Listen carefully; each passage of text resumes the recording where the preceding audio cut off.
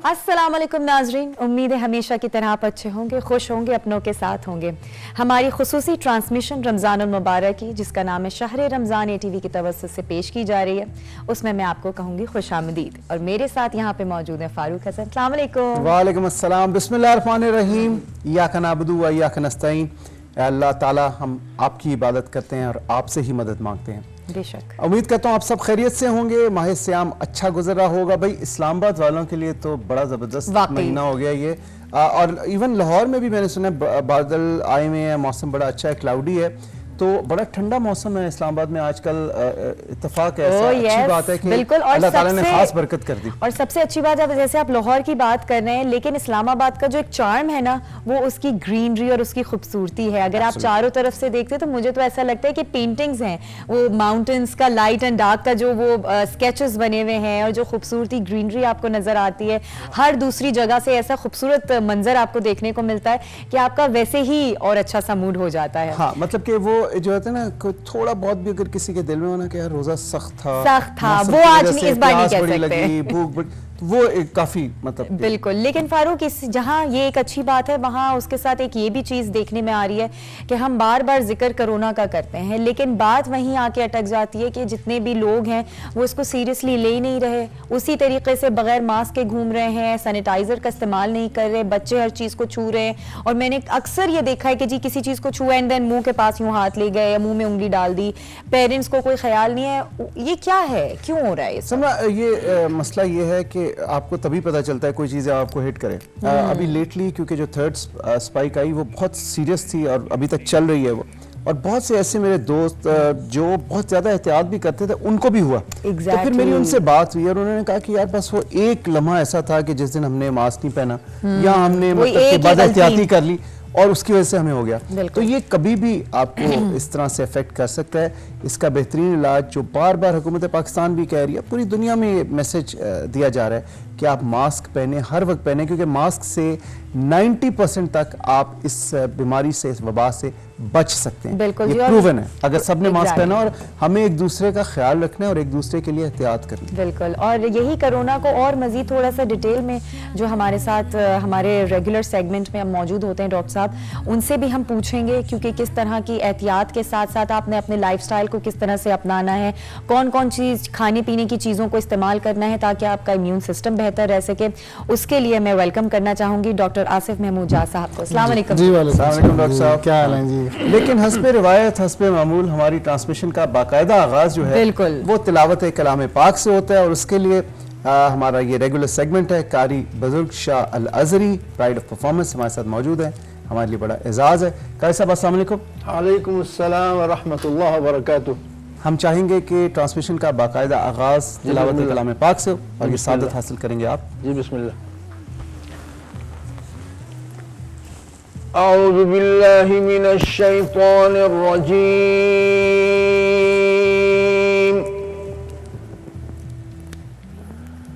बिस्मिल्लाहिर रहमानिर रहीम।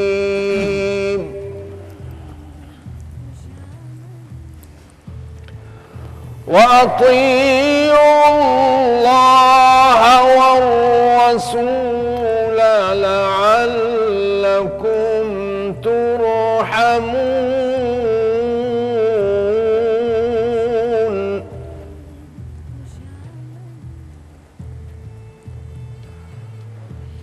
वसारिऊ इला मग़फ़िरतिम मिर रब्बिकुम वजन्नतिन अर्दुहा अस्समावातु वल अर्दु उइद्दत लिलमुत्तक़ीन।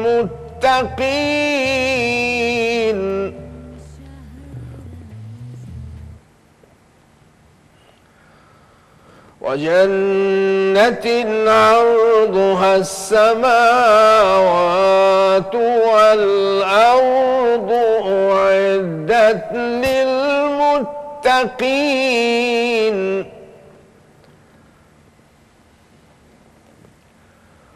الذين ينفقون ينفقون في السراء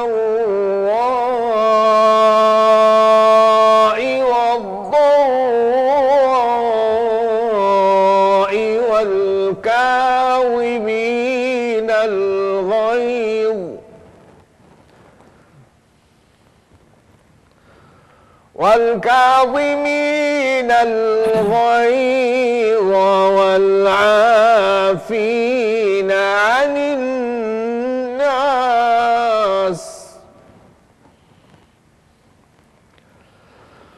الذين ينفقون في السراء والضراء والكاظمين الغيظ والعافين عن الناس والله يحب المحسنين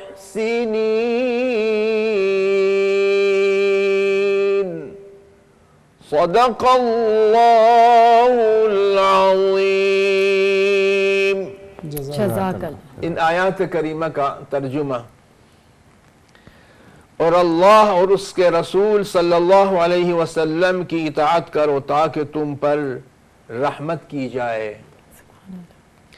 और अपने परवरदिगार की बख्शिश और बहश्त की तरफ लब को जिसका अर्ज आसमान और ज़मीन के बराबर है और जो अल्लाह से डरने वालों के लिए तैयार की गई है।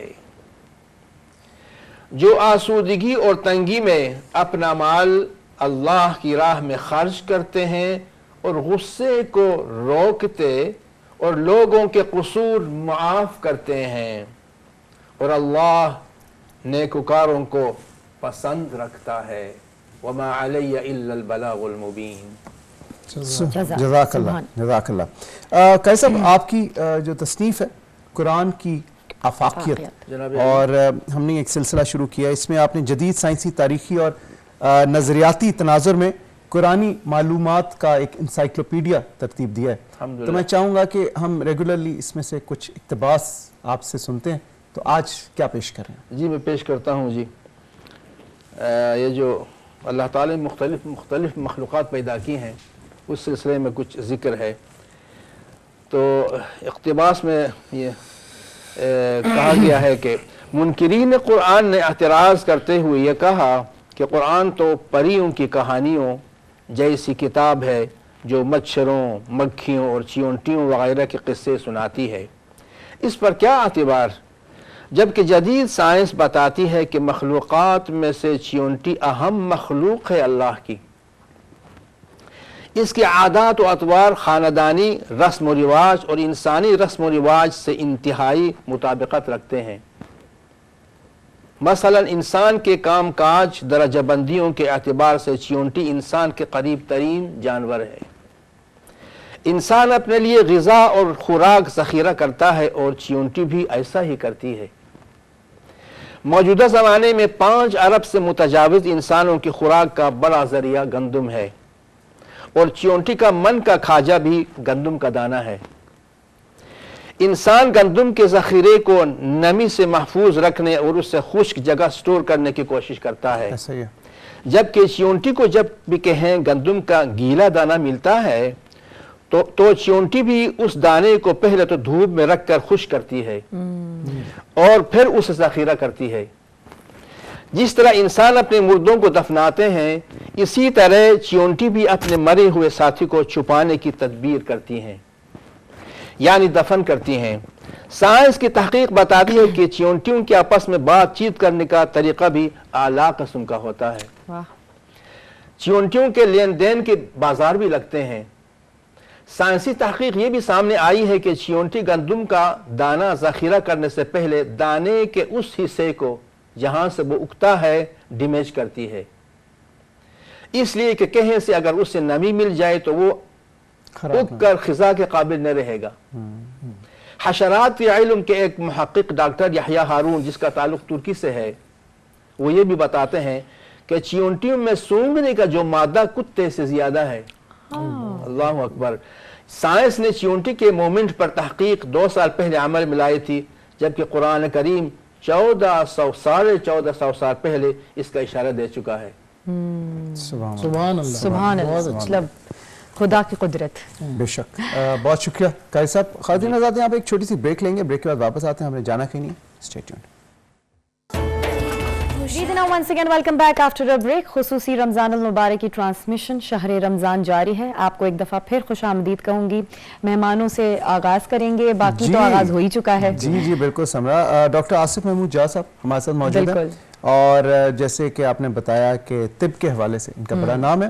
डॉक्टर साहब एक चीज़ पूछना चाहूँगा, क्योंकि कोरोना के हवाले से आजकल वबा फैली है, आलमी वबा है और हर बंदा उसी पे बात कर रहा है। थर्ड वेव में बहुत ज़्यादा सीरियस है, डेथ्स भी बहुत हो रही हैं, इन्फेक्शन भी बहुत हो रही हैं, ये बड़ा डेडली किस्म का हो गया ये वायरस।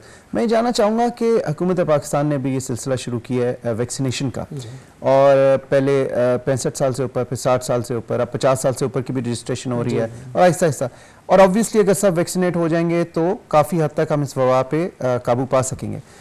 कुछ इल्हाम है इस वैक्सीनेशन के हवाले से, इब्हाम है कि कुछ लोग कहते हैं कि जी ये सही नहीं है, इसके कुछ साइड इफ़ेक्ट्स हैं, और अक्सर लोग जो हैं वो परहेज़ करते हैं, वो कहते हैं नहीं हमने अभी नहीं लगानी, अभी हम देखेंगे। आप इस वैक्सीनेशन के हवाले से क्या कहते हैं?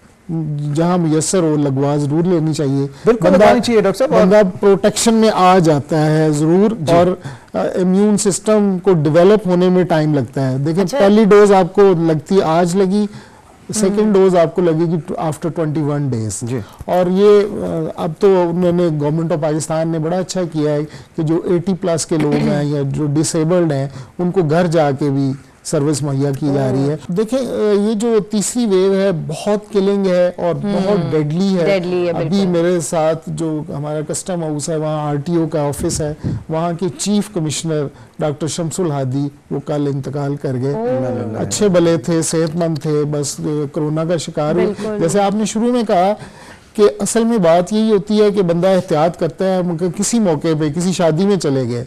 हम मार्च के आखिरी हफ्ते में हमारे फैमिली में शादी थी, मगर शादी का रिजल्ट क्या हुआ कि 5-6 लोग कोरोना का शिकार हो गए। अल्लाह का शुक्र है कि बचत हो गई, इलाज के बाद फौरन क्राउड्स को अवॉइड करना। और रमज़ान का महीना बरकतें हैं और सादते हैं, माशाल्लाह मौसम भी बहुत अच्छा है, मगर इसके साथ साथ अफसोस होता है मस्जिद में जाके कि मस्जिद में जाके बाकायदा हरम हरमैन शरीफैन में तो फासला रख के नमाजें पढ़ी जा रही हैं, मगर हमारे उलमा हमारे मस्जिदों में अगर फासला 2 ने रखा हुआ है तो तीसरा आगे कोई घुस जाएगा। और फिर मास्क नहीं पहनते लोग। मास्क जो है ना वो मैंने पहले भी कहा था, अल्टीमेट आपकी वैक्सीन है, अल्टीमेट आपका बचाव जो है वो मास्क ने करना है। हाथ जैसे आपने बताया कि हाथों को सैनिटाइज बार बार करें और अपनी खुराक का ख्याल रखें। और फिर पेशेंट जो है, अगर घर में कोई क्वारंटीन में आपका पेशेंट है तो उसकी देखभाल करना भी बहुत जरूरी है। उसको अकेले नहीं छोड़ देना चाहिए कि जी अलहदा कमरे में बंद कर दिया है। बिल्कुल, वो तो दिमागी तौर से भी अपना खौफ, चिड़चिड़ापन, डिप्रेशन, वो बीमारी उसकी एग्जेजरेट हो जाती है। अच्छा, ये सारी चीजें डॉक्टर साहब आपने अपनी इस किताब में भी ये सारा कुछ इस किताब में जी बिल्कुल। ये दवा शिफा का ये जो ताज़ा एडिशन आया है, नेशनल बुक फाउंडेशन ने छापा है, इसमें तकरीबन 70 पेजेस आखिरी जो है वो कोरोना के बारे में है। कोरोना की क्या है, बीमारी क्या है, कैसे शुरू हुई, कैसे चीन के शहर से निकल के पूरी दुनिया में इसने पंजे गाड़ दिए। अब लाखों लोग इसका शिकार हो चुके हैं, तकरीबन 2 मिलियन के करीब लोग इसका शिकार हो जाए। पाकिस्तान में तो अल्लाह का फिर भी बहुत एहसान है कि 16,000 से ज़्यादा डेथ्स हुई हैं और बाकी लोग बचे हुए हैं, मगर ये है कि अभी ये फैलती जा रही है। अभी अच्छा, जिनको डॉक्टर साहब कोरोना हो चुका है, वो रिकवर भी कर चुके, सब कुछ हो चुका, तो उन्हें दोबारा होने के चांसेस हैं? देखें, पहली तहकीक तो यही थी, पहली स्टडीज भी यही थी कि उन्हें नहीं होगा, दोबारा नहीं होगा। मगर हमारे बहुत सारे दोस्त हैं कि उन्हें एक दफा हुआ तो दोबारा भी उसका दोबारा सुनने में आया कि जरा डेंजरस है। दोबारा देखें, रेडियोलॉजी के जो रेडियोलॉजिस्ट दोस्त हैं वो बताते हैं कि अगर किसी जब पेशेंट का एक्सरे करते हैं, एक्सरे के बाद HRCT हाई रेजोल्यूशन जो है ना CT स्कैन करते हैं, तो वो फेफड़े जो है ना मुतासर हुए होते हैं, लोअर पैर से लेकर, और फिर नमूनिया अगर आपको ज्यादा हो जाए तो फिर तो आप उसका, और फिर सैचुरेशन आप चेक करें, अगर 90 से आपकी ड्रॉप हो रही है तो फिर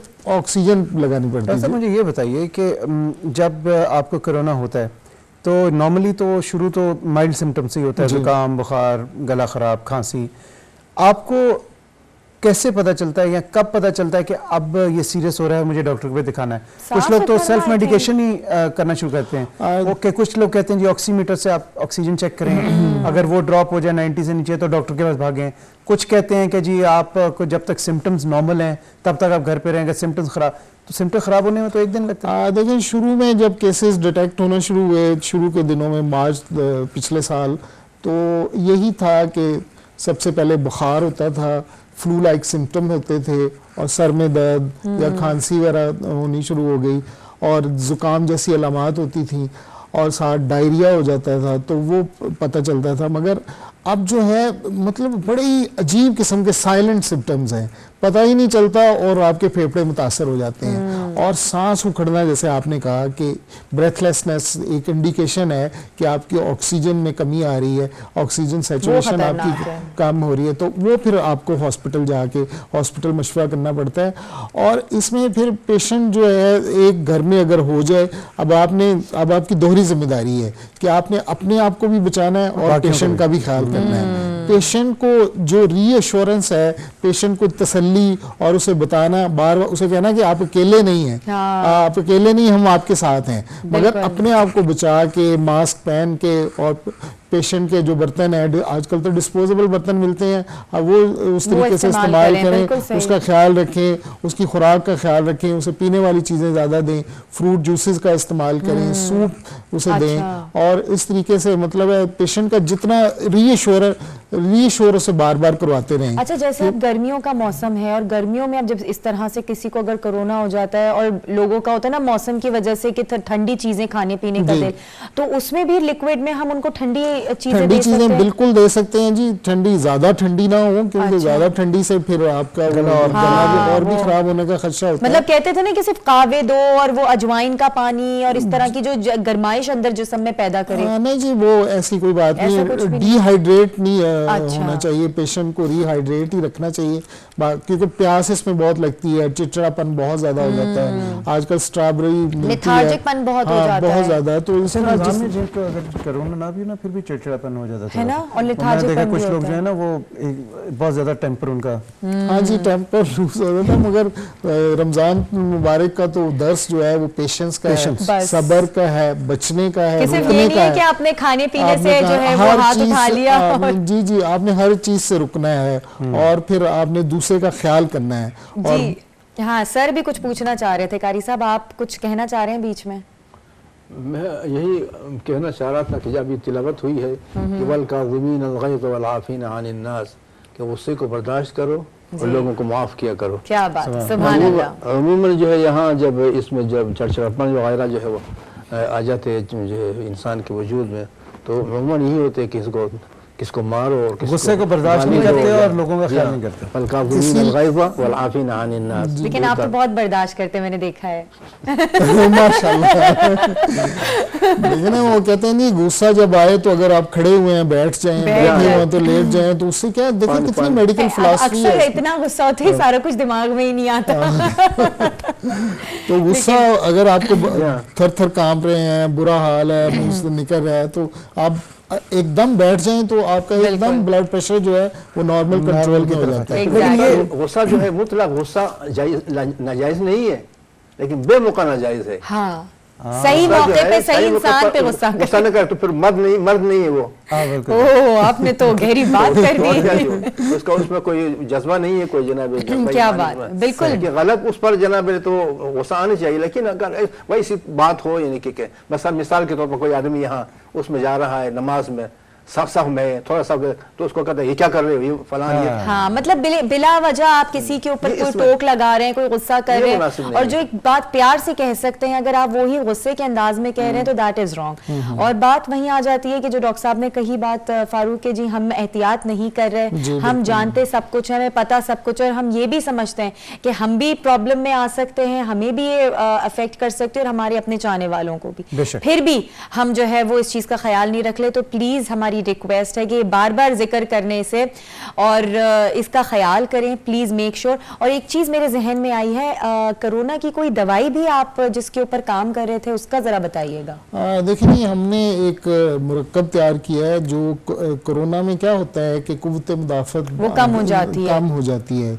तो इसका हमने कॉम्बिनेशन बनाया है कि उसमें हल्दी रखी है, ऑलिव ऑयल और हनी। अच्छा। तो आप घर में भी आसानी से उसको बना सकते हैं कि एक आप कप दूध का लें, उसमें 1 चम्मच छोटा चम्मच हल्दी का डालें और 1 चम्मच जैतून का ऑलिव ऑयल का डालें और 1 चम्मच आप शहद का डाल दें। ये सुबह शाम ले लें तो आपके ये गले को भी साफ करेगा, आपके इन्फेक्शन को भी, क्योंकि हल्दी जो है ये सदियों से एंटी इन्फ्लेमेटरी इस्तेमाल होती रही है। तो वैसे भी आप जब खाने सुनते थे शाही तबीब ने अच्छा सलामत हल्दी का वो देखे ना, जब चोट लगा करती थी अंदरूनी चोट के लिए भी अक्सर हम तो अभी तक यही करते हल्दी का लेप, हल्दी को दूध में हल्दी डाल के गरम उसको पका के हम पीते हैं वो। और माशाल्लाह इस शरबत को हमने तकरीबन हजारों लोगों में डिस्ट्रीब्यूट किया है और बहुत ज्यादा उनको जो कोरोना से बचाव भी करता है और कुव्वत मुदाफ़त भी पैदा करता है और इलाज के लिए भी बहुत कारगर है। डॉक्टर साहब, एक बात जो कि एहतियात के हवाले से ये बाकायदा हमारे मुअर्रिखीन इस्लाम तारीख में लिखा हुआ है कि हुजूर जब बयात लेते थे तो एक आदमी आया था, वो कोहड़ का मरज था उसे, तो हुजूर ने उसे कहा कि आपकी बयात हो गई, अब चले जाएं। ये हदीस में मिलती है बाकायदा कि उनको हाथ नहीं मिला, अल्लाह के नबी ने अपने हाथ में नहीं लिया। और तरीका ये होता है कि उनके हाथ जो है बयात करने वाले उनके हाथ में लेते थे और जो है उनको फिर बस जो है कोई नसीहत फरमाते थे आप सल्लल्लाहु अलैहि वसल्लम। लेकिन वो जब कोहड़ का आदमी वहाँ था, मरज था उसको, तो वो सामने आए कहते आपकी बयात हो गई, अब तशरीफ ले जाएं। अच्छा, इस एहतियात का वो जो एहतियात लाज़िम है। अभी भी जैसे कोरोना के हवाले से बिल्कुल जी, यही बार बार कह रहे हैं कि कोरोना से बचाव जो है वो सिर्फ एहतियात है। बिल्कुल एहतियात है, मास्क का इस्तेमाल। बहुत बहुत शुक्रिया doctor Asif, thank you so much. और कारी साहब आपका भी बेहद शुक्रिया। ट्रांसमिशन नाजरीन हमारी जारी रहेगी, इसलिए आप लोगों ने कहीं नहीं जाना। एक छोटी सी ब्रेक लेते हैं, ब्रेक के बाद वापस आते हैं। शाहर रमज़ान में एक मरतबा फिर खुशामदीद। मैं हूँ फारूक हसन, मेरे साथ मौजूद हैं समरा और माह सयाम में हमारा और आपका साथ रहेगा ATV की इस खुसूसी ट्रांसमिशन में, और हमारे साथ साथ हमारे खूबसूरत मेहमानों का भी साथ रहेगा। बेशक आज भी हमारे साथ एक बहुत ख़ास मेहमान यहाँ पे मौजूद हैं और पाकिस्तान स्वीट होम्स का नाम तो हमने सुना ही है, आपने भी सुना होगा और अक्सर इसके बारे में हम डिस्कस भी कर रहे होते हैं। बहुत अच्छा एक सोशल काम वो लोग कर रहे हैं।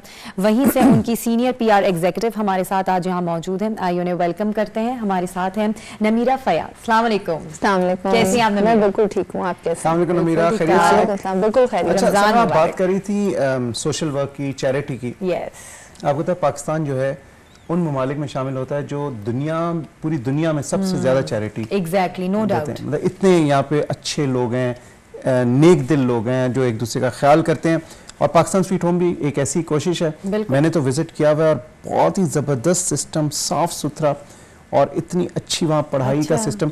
थोड़ा सा जरा आप ब्रीफ हाँ, 2-3 दफा तो खैर हमारी मुलाकात हो भी चुकी है, लेकिन मैं चाहूंगी कि फिर से आप थोड़ा सा जो है वो बेसिक्स बताएं कि वहाँ होता क्या है, आप लोग किस तरह से सारी चीजों को लेकर चलते हैं। अच्छा, thank you so much for having me. Pakistan sweet home basically जो है वो यतीम बच्चों का इदारा है और प्रोजेक्ट जो है वो सोलली यतीम बच्चों के ऊपर है। उसमें स्पेसिफिकली हमारे पास उनका shelter, food, education, medical, sports facilities और जितनी भी बेसिक फैसिलिटीज हैं एंड टू एंड, बिल्कुल वो सारी चीज़ें प्रोवाइड की जाती है वहाँ पे। और हमारे पास मेन हेडक्वार्टर जो हमारा है वो इस्लामाबाद में ही है, यहीं पे H94 में। उसके अंदर हमारे पास बच्चे भी हैं, बच्चियाँ भी हैं। स्पेसिफिकली ज़्यादा जो तादाद है वो हमारे पास हार्ड एरियाज़ के बच्चों की है, क्योंकि आपको पता है कि वो टेररिज्म वाला फैक्टर रहा है काफ़ी टाइम तक। फिर वज़ीरिस्तान के काफ़ी बच्चे हैं, आज़ाद कश्मीर के बच्चे हैं, गिलगित के बच्चे हैं। लेकिन अब यह है कि बहुत एक्सपैंड हो गया, एक्सपैंड होने की वजह से पूरे पाकिस्तान से हमारे पास बच्चे जो है वो आते हैं। तो सालाना जो है वो हमारे पास एडमिशन का क्राइटेरिया एक बना हुआ है। वो एडमिशन फॉर्म्स जो है वो अपने भेजते हैं और उनका एक सिंपल सा टेस्ट होता है। टेस्ट क्लियर कर देते हैं तो उसके बाद वो फिर एनरोलमेंट उनकी हो जाती है। कितने स्टूडेंट्स हैं इस वक्त, कितने बच्चे? हमारे पास यहाँ इस्लामाबाद सेंटर में जो है वो 500 बच्चे हैं। और टोटल सेंटर्स कितने हैं आपके? टोटल हमारे पास 6 से 7 सेंटर्स हैं जो कि पाकिस्तान में चल रहे हैं। अच्छा नमीरा, आपकी एक वीडियो भी हमारे पास मौजूद है, वो मैं चाहूंगी कि हम सब मिलकर देखें। आप लोग भी चलें, उसको देखते हैं और उसके बाद फिर हम आके नमीरा से बात करते हैं। बिल्कुल।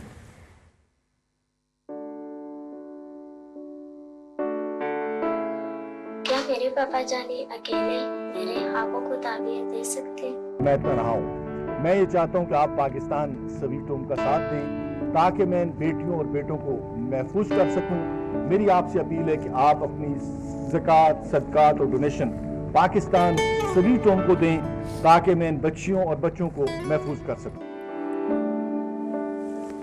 अपनी ज़कात पाकिस्तान स्वीट होम के यतीम बच्चों को इन अकाउंट्स नंबर पर देकर का सहारा दें। ओके जी नवीरा, तो पूरे पाकिस्तान में 5 या 6 सेंटर्स, टोटल कितने इस वक्त स्टूडेंट्स या कितने बच्चों को आप लोग के हमारे पास 1100 से 1500 के करीब बच्चे हैं ऑल ओवर पाकिस्तान में जो सेंटर्स हमारे चल रहे हैं। सिंध में सेंटर है, सखर में, इसके अलावा हमारा मेन हेडक्वार्टर तो यहाँ है इस्लामाबाद में। मीर अली नॉर्थ वजीरिस्तान में सेंटर है जो कि आर्मी की कोलैबोरेशन से चल रहा है। अच्छा। वो हमें सिक्योरिटी सर्विसेज वहाँ प्रोवाइड करते हैं। सरगोदा भलवाल में एक सेंटर है, इसके अलावा एबटाबाद में एक सेंटर है। इसके अलावा Pakistan sweet home cadet college जो है, जो कि अभी वर्ल्ड जो है ना वो हिस्ट्री में सबसे पहला कैडेट कॉलेज है, जो कि यतीम बच्चों के लिए कहीं पे भी कैडेट कॉलेज नहीं है। तो Pakistan sweet home took the initiative and hopefully इंशाल्लाह अप्रैल के अंदर जो है वो कहाँ पे है?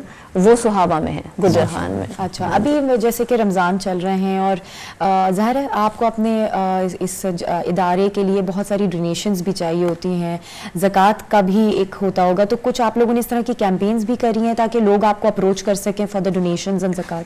बिल्कुल ऐसे ही है। लेट मी ऐड हियर कि स्पेसिफिकली रमज़ान में आपको पता है कि लोगों के अंदर ये जज्बा बहुत ज़्यादा पैदा हो जाता है और स्पेसिफिकली रमज़ान के अंदर हम एक अपनी ज़कात कैंपेन लॉन्च करते हैं। ज़कात कैंपेन हमारी जो है वो थ्रू आउट चलती है टिल ईद तक, और उसके अंदर यही है कि लोग जो है वो ज़कात का जो एक छोटा सा चंक है या फिर पूरी ज़कात का जो हिस्सा है वो पाकिस्तान स्वीट होम को डोनेट करते हैं, क्योंकि आपको पता है कि यतीम बच्चे हैं हमारे पास और उन पे ज़कात लगती है, और हमसे अगर कोई पूछता है कि स्पेसिफिकली हम किस पे ज़कात लगाते हैं, उनकी किन चीज़ों पे, तो हमारे पास वो एजुकेशन पे लगती है, हमारे पास इसके अलावा मेडिकल पे, उनके खाने पे, उनके शेल्टर पे, वो सारी चीज़ों के ऊपर उनकी ज़कात लगती है। तो यह है कि टाइम हमें रिक्वायर इसलिए होती है सारी चीज़ें क्योंकि आपको पता है कि ज़कात का जो एक पूरा फैक्टर है, स्पेसिफिकली रमज़ान में लोग ज़्यादा जो है इस चीज़ के ऊपर फोकस करते हैं, चैरिटी पे और डोनेशंस पे। तो कहना भी हमारा यही होता है कि इस रमज़ान में, इस होली मंथ में काइंडली इस चीज को ज्यादा लोग जो है वो फॉलो करें और पहुंचे हमारी तरफ, क्योंकि हमारे पास जो बच्चे हैं वो उनका यही जरिया है। बिल्कुल। सोर्सेज ऑफ फंड्स और भी हैं कोई आपके ज़कात डोनेशन के अलावा? बिल्कुल, जनरल डोनेशन जो है जो लोग हमें करते हैं, वरना स्पेसिफिक इन काइंड भी काफी लोग करते हैं। जैसे कोई लोग अगर कपड़े देना चाहते हैं, कोई लोग खाना देना चाहते हैं, कंस्ट्रक्शन से रिलेटेड जैसे हमारे प्रोजेक्ट्स होते हैं, जो अभी कैडेट कॉलेज का जो हमारा प्रोजेक्ट चल रहा है उसमें काफी लोग इस चीज़ों में हेल्प करना चाहते हैं। कोई लोग जो कंस्ट्रक्शन वाले एरिया से बिलोंग करते हैं तो वो कहते हैं कि हम आपको कोई चीज़ कंस्ट्रक्ट करा देंगे, बिल्डिंग या वाटर फिल्ट्रेशन प्लांट्स हो गए, तो there are lot of things. Exactly, वो क्राइटेरियाज बांध लिए जाते होंगे कि हाँ भाई हम इसे ये चीज़ें कर सकते हैं। और समय मैंने विजिट किया है तो मैं आपको बताऊं कि इतना डिसिप्लिन इंस्टीट्यूशन है, वहाँ जाके मुझे इतना मेरा दिल खुश हुआ कि एक ऐसा इंस्टीट्यूशन जो बड़ा ज़बरदस्त डिसिप्लिनरी पॉइंट ऑफ व्यू से भी,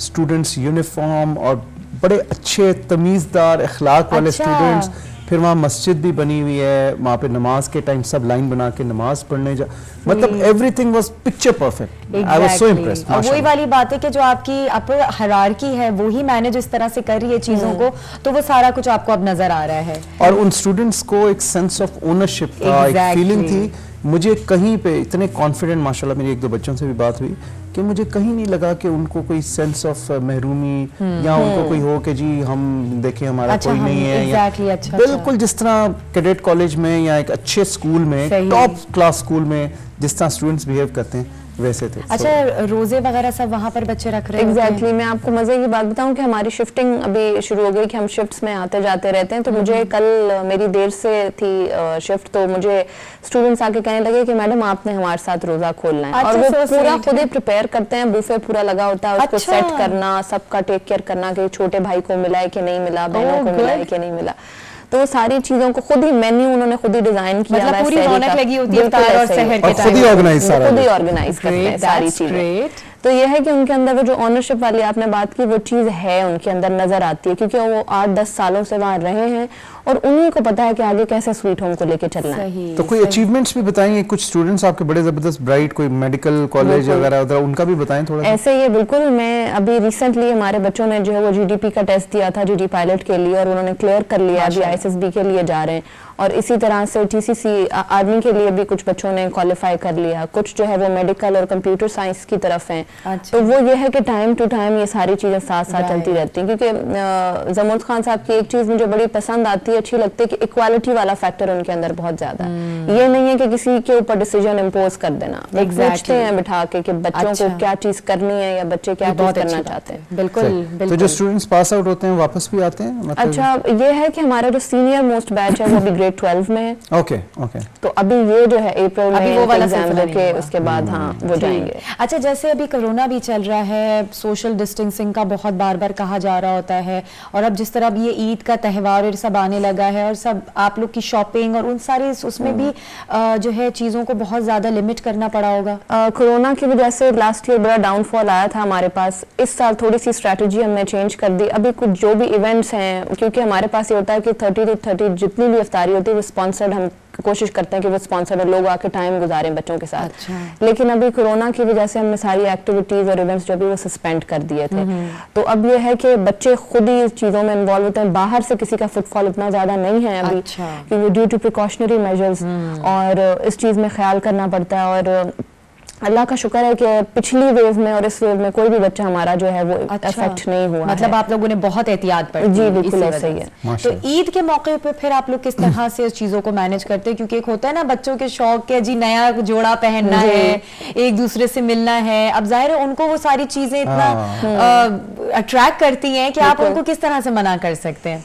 अच्छा, हमारे पास ये क्राइटेरिया है कि बच्चे 2 बार अपने घरों को जाते हैं। एक बार छोटी ईद पे जाते हैं और एक बार जब उनका सालाना पूरा ईयर कंप्लीट हो जाता है तब जाते हैं। बड़ी ईद जो है वो यहीं करते हैं, और वो स्पेसिफिकली खान साहब के, जमूद खान साहब के घर पे जाके करते हैं, वहीं पे कुर्बानी और वो सारी चीज़ें होती हैं। लेकिन जब भी बच्चा जाता है उसके साथ पूरा जितने दिन के लिए वो जा रहा है उसका पैकेज स्वीट होम की तरफ से जाता है उनको, फैमिली को भी और उनको भी, कि फैमिली को ये ना लगे कि वो उनके ऊपर बोझ है या फिर बच्चा आ गया है दोबारा। तो वो सारी चीजें प्रिपेयर होकर यहीं से जाती है। मतलब उनकी तैयारी, कपड़े, बिल्कुल सारी ईच एंड एवरीथिंग वो यहीं से सारी होके जाती है। कितना ऑर्गेनाइज्ड सिस्टम है माशाल्लाह, और वक्त के साथ बेहतर भी हो रहा है। बिल्कुल बिल्कुल ऐसा है। बच्चे जिस तरह से बढ़ते चले जा रहे हैं, लोगों की जिम्मेदारियां भी बढ़ती चली जा रही होंगी, हर चीज को लुक आफ्टर करना, मैनेज करना, कैसे एग्जीक्यूट करना है। ऐसे ही रियली ग्रेटफुल, बहुत अच्छा काम आप लोग कर रहे हैं माशाल्लाह से। और बढ़ाने एक्सपेंशन प्लान्स भी हैं आपके कुछ? बिल्कुल एक्सपेंशन प्लान्स तो हैं, लेकिन वही बात आती है कि इदारा फंडिंग पे चलता है, डोनेशन पे चलता है, तो जितनी ज़्यादा रिसोर्सेज हमारी बढ़ती जाती हैं उतने ज़्यादा हम बच्चों को इनरोल कोशिश करते हैं कि इनरोल करते जाएं। तो कैडेट कॉलेज बनाने का मकसद ये कि यहाँ से बच्चे वहाँ शिफ्ट हों एंड देन यहाँ पे ज़्यादा एनरोलमेंट हम कर सकें। सही, वेल बहुत अच्छा काम कर रही हैं, ज़ाहिर है एक अच्छा ऐसा काम है तो अल्लाह ताला साथ दे ही रहा है, और बेहतरीन स्टूडेंट्स निकल कर आएंगे, हमारे मुल्क का मुस्तकबिल होंगे। बहुत शुक्रिया Namira, thank you so much for coming here. और इसी के साथ नाजरीन यहाँ लेंगे एक छोटा सा ब्रेक। हमारी नशरियात ये जारी है, ट्रांसमिशन में हम आपके साथ रहेंगे, आपने कहीं नहीं जाने, छोटी सी ब्रेक के बाद वापस आते हैं। जी जनाब, once again welcome back after a break. हमारी खुसूसी ट्रांसमिशन जारी है रमजानुल मुबारक की शहर रमजान के नाम से, और अब वक्त जो है बहुत ही खास आने वाला है फारूक के, सबको हाय अफ्तारी की तैयारियों का टाइम। हाँ अफ्तारी की। अच्छा, ये भी एक लवाजमात में से जहाँ पे ऑब्वियसली हमारे मजहबी तौर पे इबादत और वो सब चल रहा होता है, वहाँ पे ये भी एक बड़ा अहम जुज है रमजान में, सहरी की तैयारी और अफ्तारी की तैयारी बहुत स्पेशली खवातीन जो हैं वो we know that। बिल्कुल, तो इस तैयारी में हम थोड़ी सी आसानी आप लोगों के लिए पेश करते हैं कि आप सोचते होंगे कि रोज क्या बने, कुछ नया होना चाहिए, कुछ अच्छा होना चाहिए और कुछ झटपट तैयार होना चाहिए। तो उसके लिए हमारे रमजान पकवान का ये सेगमेंट है, इसे चल के देखेंगे तो आपकी सारी परेशानी दूर हो जाएगी। चौधरी ताकीर साहब के साथ, यस बिल्कुल, जनाब, कर्टेसी बाय देश परदेश।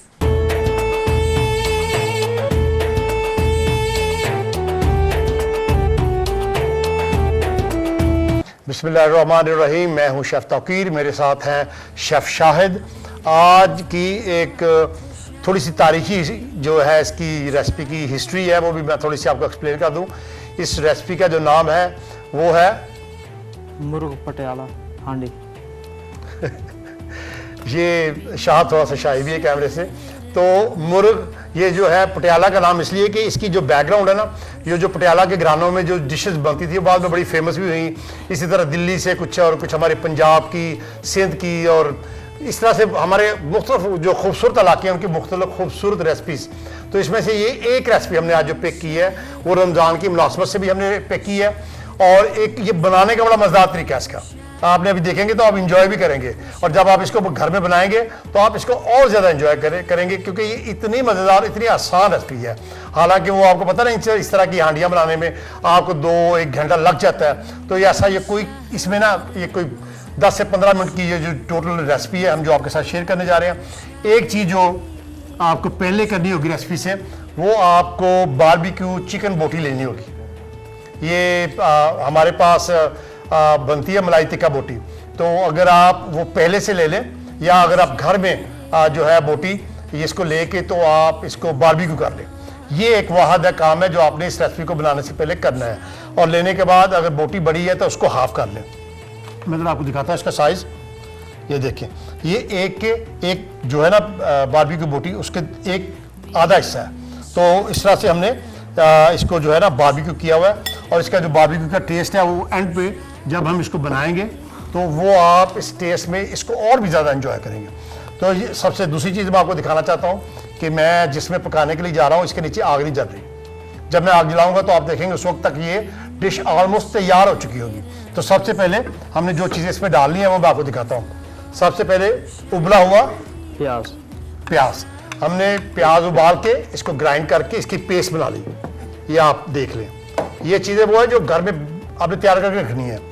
दही, अच्छा दही मीठा नहीं होगा, कूंडे वाला दही होगा, मीठा दही नहीं आपने इस्तेमाल करना, बड़ा पूरी रेसिपी की वो जो है ना वो मज़ा नहीं आएगा। अब मैं इसमें डाल रहा हूँ खालिस मक्खन। मक्खन थोड़ा सा मैं ज़्यादा डाल रहा हूँ, और इसका मक्खन का टेस्ट और इसकी जो न्यूट्रिशन है वो भी हमें चाहिए इस डिश में। अब मैं फिर जैसे मैंने आपको एक दफ़ा फिर दिखाऊं कि अभी तक हमने इसके नीचे आग नहीं जलाई, और हमने चीज़ें मिक्स कर रहे हैं। ये हमने नमक डाला, वाइट मिर्च, ये अदरक और लहसुन की पेस्ट, ठीक है, वो बना के ग्राइंड करके, खुश्क धनिया, लाल मिर्च गोल, ठीक है जी। अब ये चीज़ें हमने मिक्स करनी है बगैर आग जलाए। अभी तक इस जो हांडी हम बना रहे हैं अभी तक हम आग वाले मरहले पे नहीं पहुंचे। हमने अच्छी तरह से सब जिन चीज़ों को मिक्स करना है वो है हमारा मक्खन, उसके बाद उसमें दही है, दही के बाद हमने इसमें जो डाला था उबला हुआ प्याज ग्राइंड करके, फिर हमने नमक डाला, सफ़ेद मिर्च डाली, अदरक और लहसुन की हमने पेस्ट इसमें डाली, हमने इसमें धनिया, खुश्क धनिया हमने इसमें डाला, लहसुन की पेस्ट, वाइट पेपर, जी बिल्कुल। अब डालने के बाद हमने इसको शहद नीचे आग लगाया गया, मैं ज़रा मक्खन को अच्छी तरह से इसमें मैश कर लूँ। ये रेसिपी जो पटियाला घराने थे या उनकी जो कुजीन थी, ये उसमें से एक रेसिपी जो हम अपने जो ख़ास हमारे होते हैं ना प्रोग्राम जिसमें ज़्यादातर जो लोग होते हैं डिप्लोमेट्स वगैरह, उनके लिए हम ये पाकिस्तानी टच जो है ना उनके लिए, क्योंकि वो ज़्यादा मिर्च खा नहीं सकते। तो अब मैंने इसके नीचे आग जलाई है। तो अब जब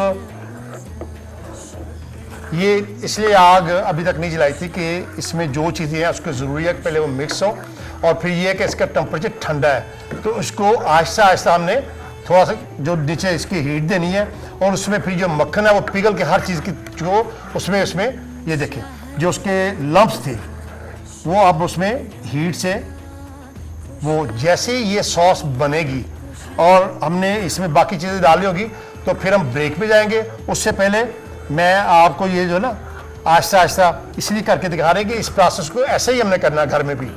ये नहीं हो कि आप जल्दी से उसको बनाएं और लम्प्स इसमें रह जाएं। वो लम्प्स हमने पहले ही ख़त्म किए हीट के साथ। और ये है कि ये देख, अब इसके साथ डोई के साथ जो जुड़ा हुआ मक्खन है वो भी आपने कोशिश करनी है। हाँ बिल्कुल, इसको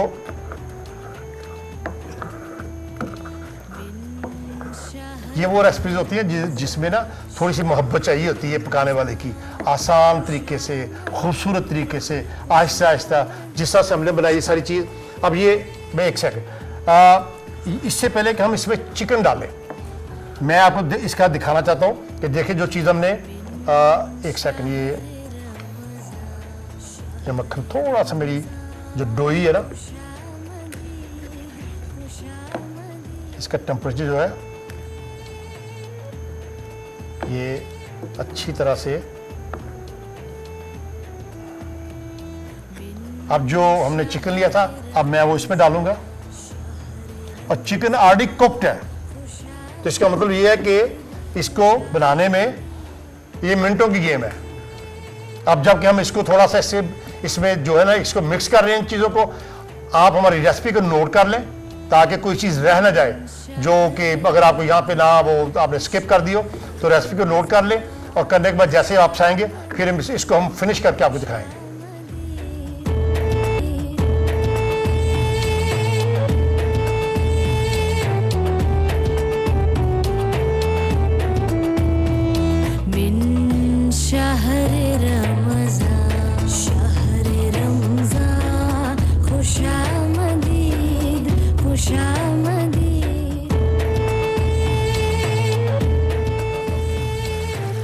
शिमला और प्याज एंड पे ये क्रीम के बाद।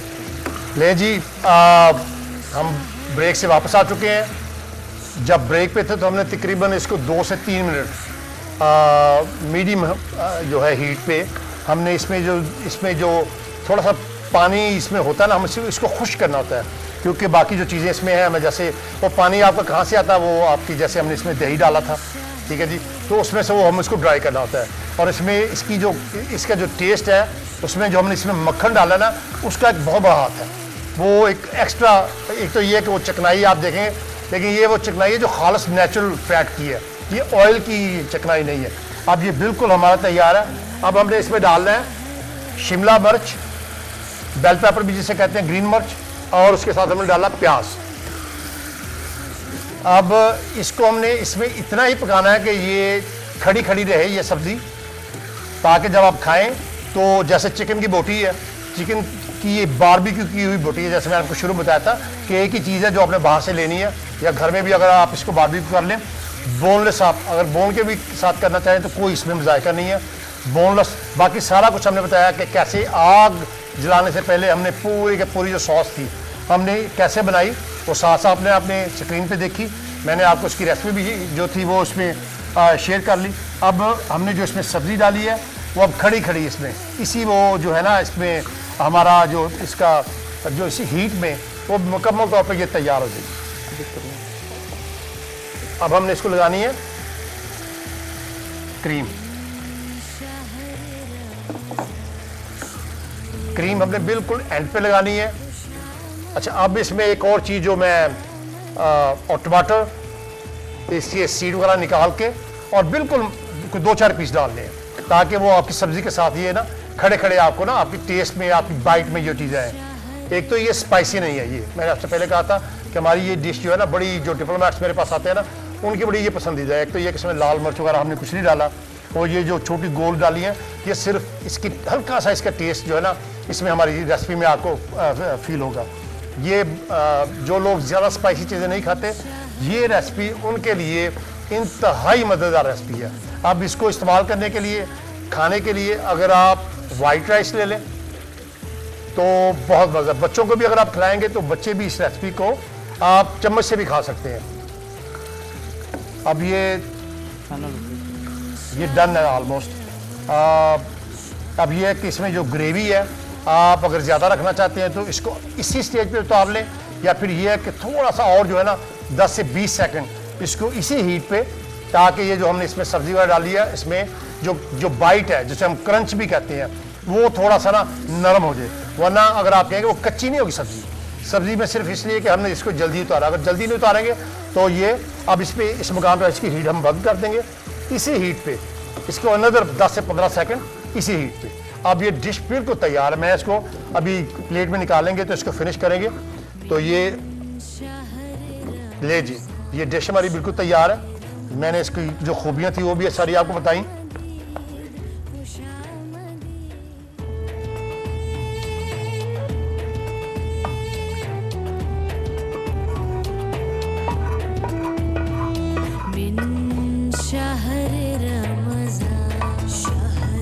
देखें जी, ये रेसिपी, इसकी खुशबू कमाल है, बहुत ही मज़ेदार किस्म की। और ये लवाजमात के तौर पे अगर बच्चों को खिलानी है तो शायद ये ना लगानी पड़े। तो अब ये धनिया जो है मेरी डिश में तो ये सारा चला जाएगा, लेकिन ये नहीं कि हर बंदा धनिया इतने पसंद करता। लेकिन इसकी मैंने हमेशा आपको बताया कि आपके इम्यून सिस्टम के लिए ये जो फ्रेश धनिया है इसका बड़ा ज़रूरी है कि आप जितना ज़्यादा इस्तेमाल करें। जैसे अदरक, लहसुन और बाकी चीज़ें मैं हमेशा आपको अपने शो के ज़रिए हम आपको बताते हैं कि ये वो चीज़ें हैं जो आपके इम्यून बूस्टर है। तो थोड़ा सा एक्स्ट्रा हल्का सा टच, ये आज की रेसिपी पटियाला मुर्ग हांडी, ये जो रेसिपी थी यहाँ से मैंने इसका जो ओरिजिन है वो भी आपको बताया था। बहुत ही मज़ेदार है, चावल से खाएं, रोटी से खाएं, जिस तरह से आपका दिला, और दोनों से नहीं खानी तो आप इसको जो है बिल्कुल जो है ना स्पून से भी खा सकते हैं। तो आज की ये रेसिपी, इसको आपने नोट डाउन कर लिया, रेसिपी हमने आपको लिखवा दी। आई होप कि आप घर में बनाएंगे और इसको एंजॉय करेंगे। आज की इस रेसिपी के साथ मुझे और शेफ शाहिद को इजाज़त दें। इंशाल्लाह ताला कल फिर आपसे मुलाकात होगी एक नई रेसिपी के साथ। जी जनाब, once again welcome back after a break. हमारी खुसूसी ट्रांसमिशन जारी है रमज़ान अल मुबारक की, शहर रमज़ान के नाम से ATV की तवज्जो से। लेकिन देखा जाए तो इतना खूबसूरत महीना है कि उसके बारे में जब हम बात कर रहे होते हैं और ट्रांसमिशन भी जारी होती है, लेकिन किस तरह से वक्त गुजर जाता है फारूक पता ही नहीं चलता। और जब आपका वक्त इतने सारे लोगों के साथ गुजरा, इतनी अपनी अच्छी ऑडियंस के साथ गुजरा, तो फिर तो यकीनन नहीं पता चलता। हम रोज़ जब यहाँ पे आते हैं तो ऑब्वियसली पूरे दिन में और भी काम होते हैं, वो करके आते हैं तो थोड़े थके हुए भी होते हैं, लेकिन यकीन कीजिए बिल्कुल रिफ्रेश हो जाते हैं। इतनी इंटरेस्टिंग पर्सनैलिटी से यहाँ पे मुलाकात होती है जो आप भी करते हैं, और उसके बाद आपसे इंटरेक्शन जो चिट चैट होती है तो यकीनन रिफ्रेश हो जाते हैं। एग्जैक्टली। लेकिन क्या करें, साथ साथ इस चीज़ का भी ख्याल रखना है कि हमारी आज की जो ट्रांसमिशन है वो इख्तिताम को पहुंच चुकी है। जाने का दिल तो नहीं कर रहा, लेकिन जाएंगे तभी कल वापस दोबारा आएंगे। बिल्कुल। तो इसके साथ ही मेरे ख्याल में समरा हम इजाजत ले लेते हैं। फारूक हसन और समरा को दें इजाजत। इंशाल्लाह आपसे कल मुलाकात होगी, तब तक के लिए अल्लाह हाफिज।